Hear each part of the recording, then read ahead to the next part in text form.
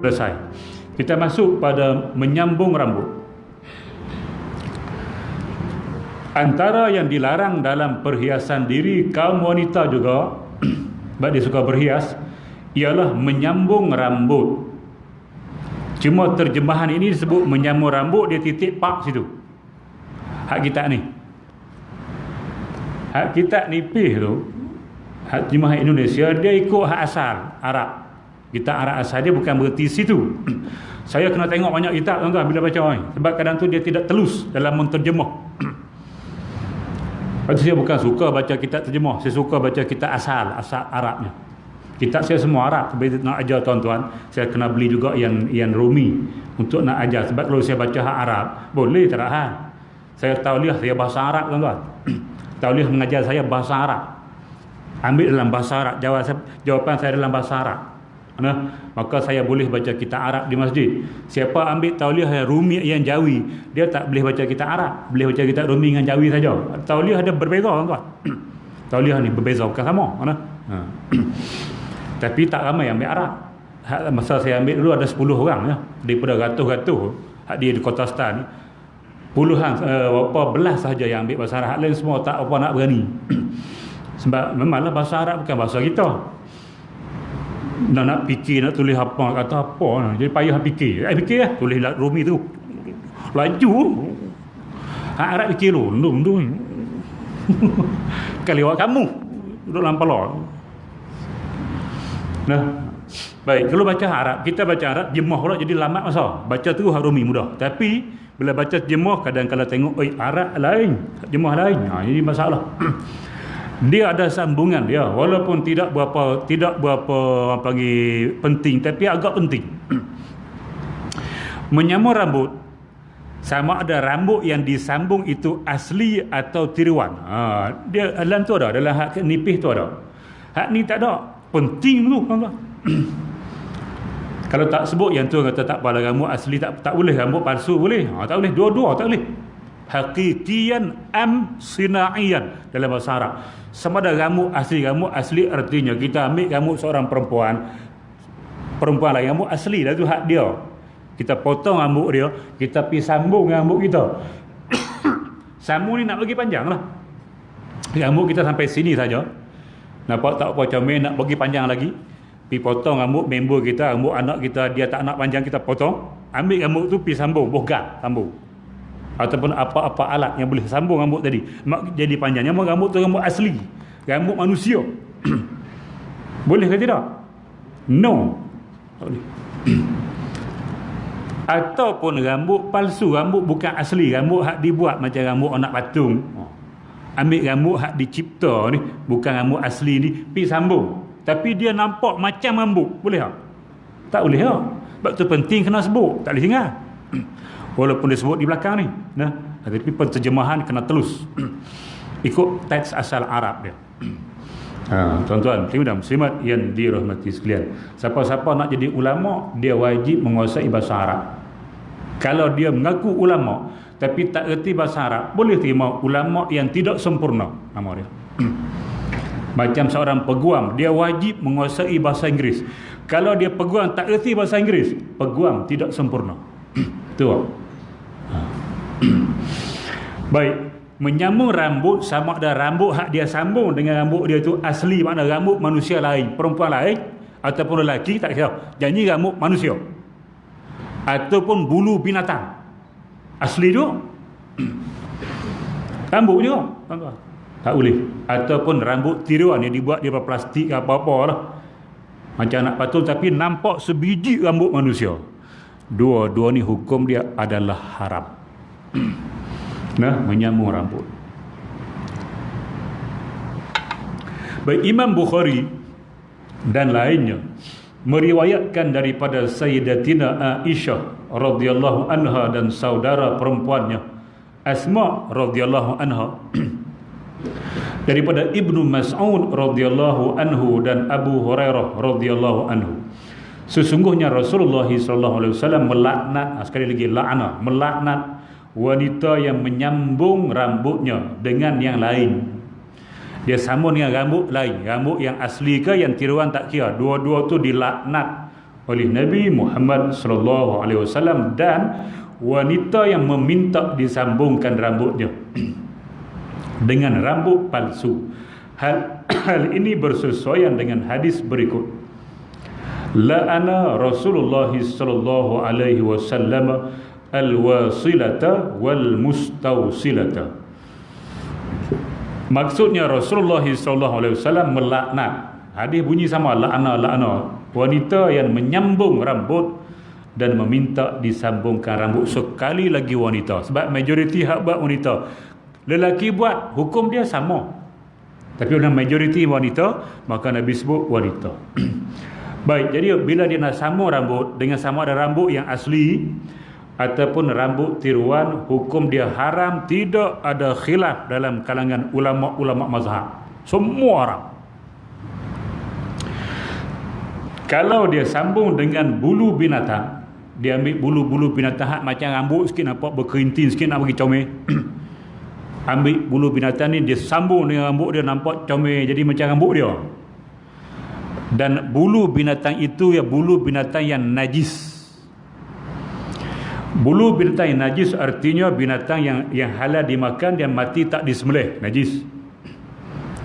Nah, bulu binatang halal dimakan, bulu kambing, bulu biri-biri, bulu lembu, bulu kebau, bulu unta, boleh makan ni, tuan dia tu boleh makan.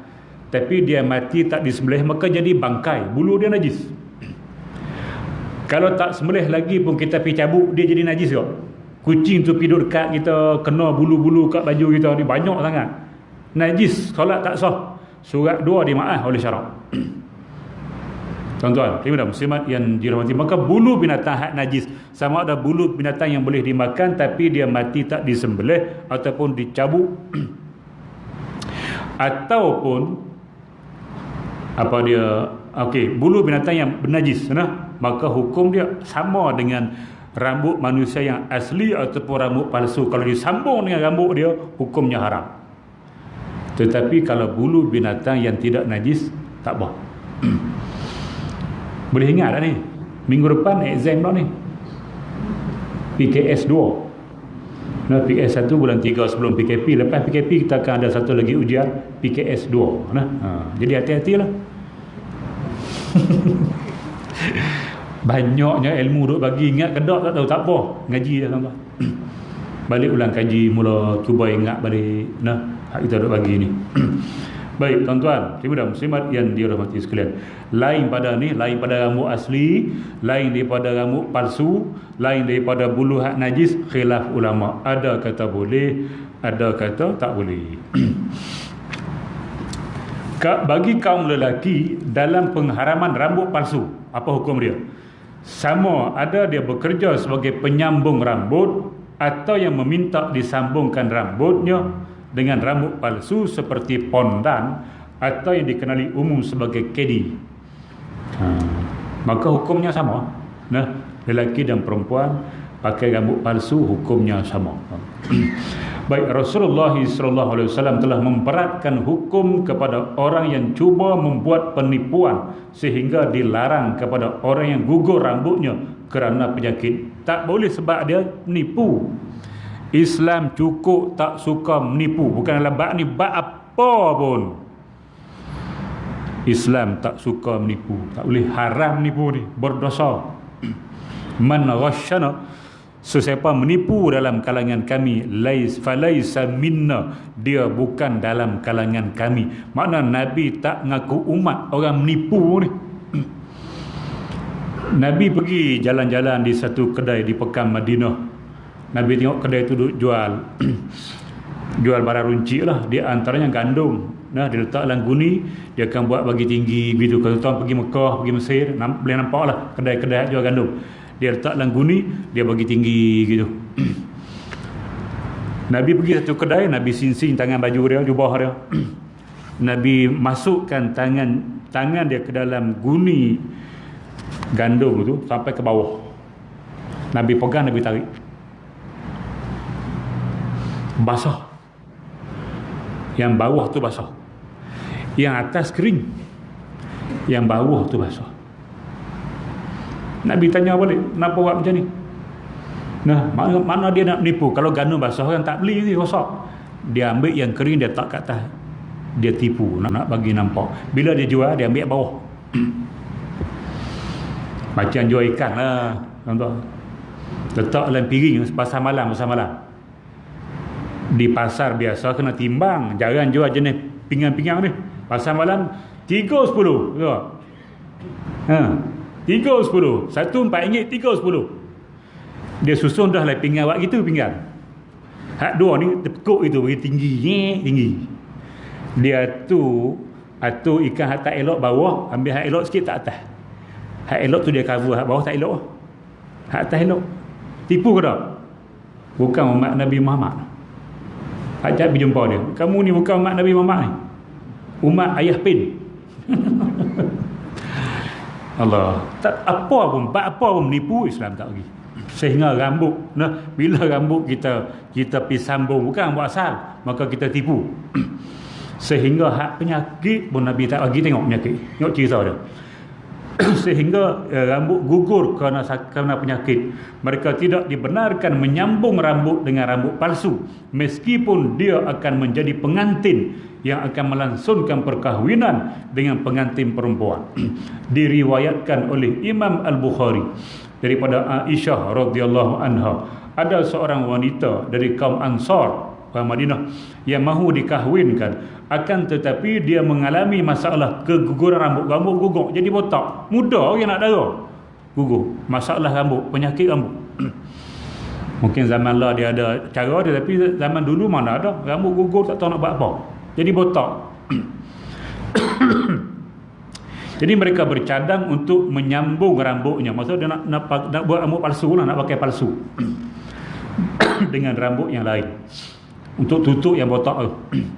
Lalu mereka datang bertemu Rasulullah SAW untuk bertanya tentang perkara itu. Boleh atau tidak anak dara kami hak nak nikah ni, hak rambut gugur botak, kami nak sambung rambut bagi jadi macam tebal balik, macam biasa balik.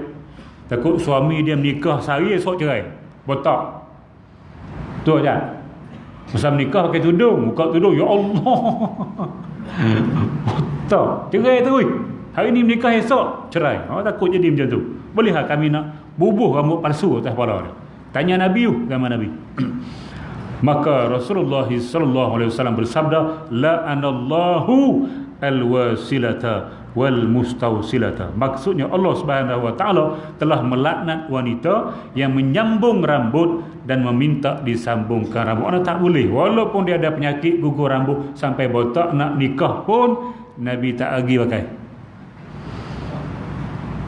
Sebab dia menipu apa hari tahan. Dan dia menikah apa hari baca. Takkan suami dia lama-lama sampai tak tahu, dia akan tahu juga akhirnya. Rupa-rupanya isteri ni rambut palsu. Hang tipu aku, no. Orang Kedah, no. Hang tipu aku, no. Bukan nama dia no dah. Hujung tambah, hang tipu aku, no. Aku cerai kau talak 3. Satu tak main dah, 3 tu Sebab apa? Menipu. Tu Islam tak bagi. Biar pergi botak pun. Nah, nikah-nikah botak, dia kata tak apa, botak pun tak apa. I memang suka orang botak. Kita tak tipu, dia pun menghargai. Kamu sanggup dalam keadaan botak, sanggup kahwin dengan aku, kamu tak tipu, tak buat rambut lain, aku hargai. Nah, aku takkan ceraikan kamu, cuma minta izin nak nikah lagi. Itu aja. Allah Rabbi. Baik. Daripada Asma binti Abu Bakrin radhiyallahu anha berkata, seorang wanita datang menemui Nabi sallallahu alaihi wasallam seraya bertanya, hai Rasulullah, putriku, ini anak perempuanku, telah terkena penyakit campak sehingga gugur rambutnya dan aku hendak mengahwinkannya. Bolehkah aku menyambungkan rambutnya dengan rambut palsu? Nabi sallallahu alaihi wasallam menjawab, Allah Subhanahu wa taala melaknat wanita yang menyambung rambut dan meminta disambungkan rambutnya dengan yang lain. Hadis yang sama Nabi baca.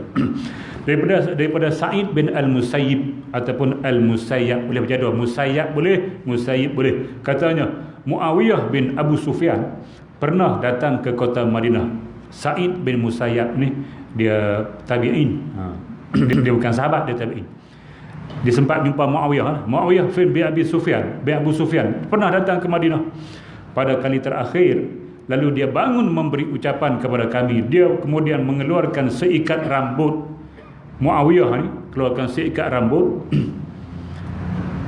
Seraya berkata, aku tidak fikir ada orang yang mahu melakukan ini selain daripada kaum Yahudi sahaja. Jenis-jenis sambung-sambung rambut ni Yahudi. Sesungguhnya Nabi SAW telah menamakan benda ini, sambung-sambung rambut ini, suatu penipuan, iaitu sesiapa yang menyambungkan rambutnya. Mana tak boleh tipu, Islam tak bagi. Dalam riwayat yang lain, Muawiyah bertanya kepada penduduk Madinah, di mana para ulama kamu? Ulama kamu mana?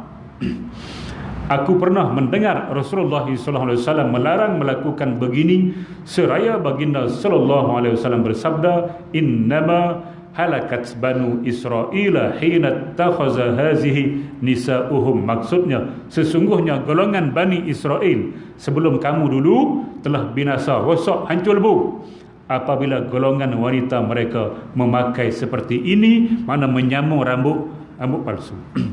Rasulullah SAW menamakan perbuatan ini sebagai berdosa, membuktikan kepada hikmah pengharamannya kerana dia merupakan penipuan dan mengaburi pandangan orang. Islam sendiri memang benci perbuatan menipu serta menyuci tangan daripada orang yang menipu dalam semua permuamalahannya, sama ada material ataupun secara moral.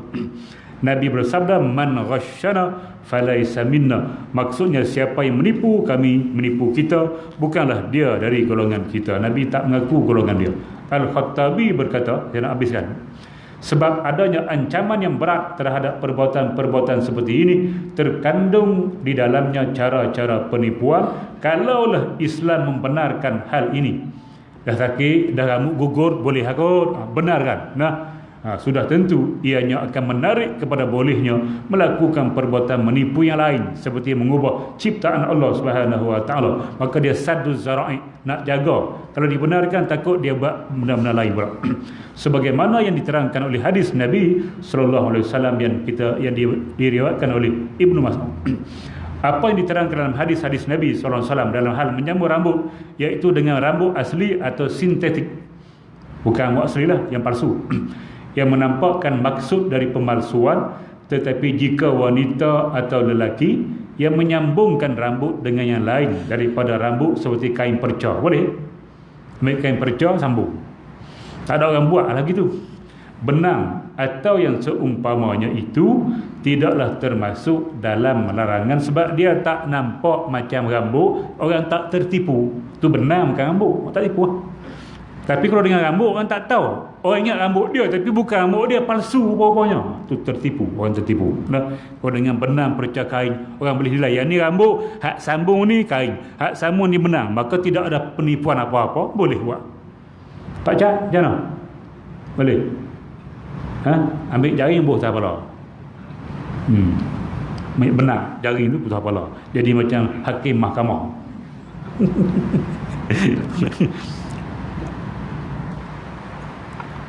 Baik, jadi keputusannya, kesimpulannya, rambut palsu adalah haram bagi lelaki dan juga wanita. Tak boleh.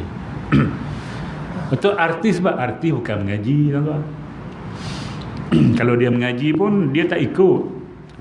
Banyak kita tengok, rambut dia ni tua pada aku ni, tua pada kita rambut, tapi rambut berkilat.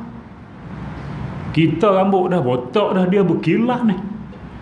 Bila kita baca wig, W-I-G, wig, mana apa wig? Bukan wig. Palsu, batuk dah. Batuk kekal handsome sampai law, umur 56. Siapa dia? Hampa cari sendiri, aku takkan cerita nama dia. Hampa kena baca sikit bab hiburan ni, baca bab hiburan. Ni lagu hak tengah duk panas, lagu apa lah? Ulama pun kena ambil tahu, kan boleh tak ambil tahu kita, sebab kita nak cakap benda ni.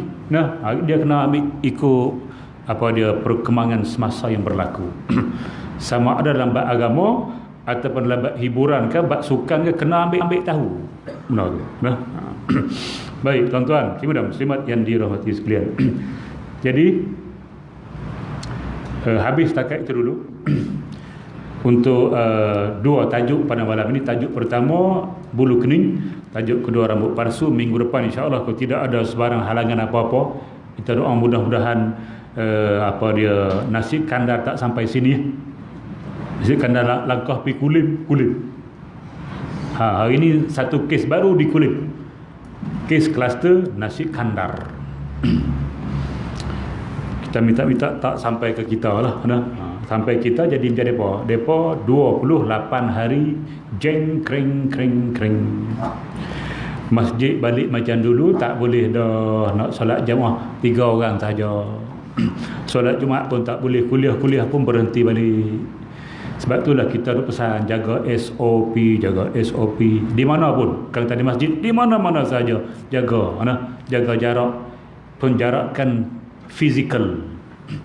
Bukan penjarakan sosial. Orang tak pakai dah sosial ni. Penjarakan fizikal. Mana kita duduk jauh. Sama ada masa solat 1 meter, masa kuliah pun 1 meter, pi kedai pun 1 meter, pi mana pun 1 meter. Kalau kita jaga yang tu, kan nasi kandar datang pun 1 meter, dia tak jangkitnya insya-Allah, tuan-tuan. Nah, kalau nampak tak boleh buat, pakai mask. Tak boleh buat tempat yang sempit, tempat yang orang ramai, tak boleh buat. Pergi pasar mana boleh buat. Pakai mask, wajib pakai. Jangan letak dagu nak tengok polis tarik, bodoh. Takut polis, benda kita nak jaga kita bukan jaga polis. Tu aja. Takut 1000. Orang takut dia tu kena coronavirus. Takut 1000 buat benda. 1000 kan nilai nyawa kita. Nyawa kita 1 juta pun tak boleh beli. Jaga kita. Kita jaga kita. Bodoh. Kat sini bodoh. Australia. Aduh, letih kita ni.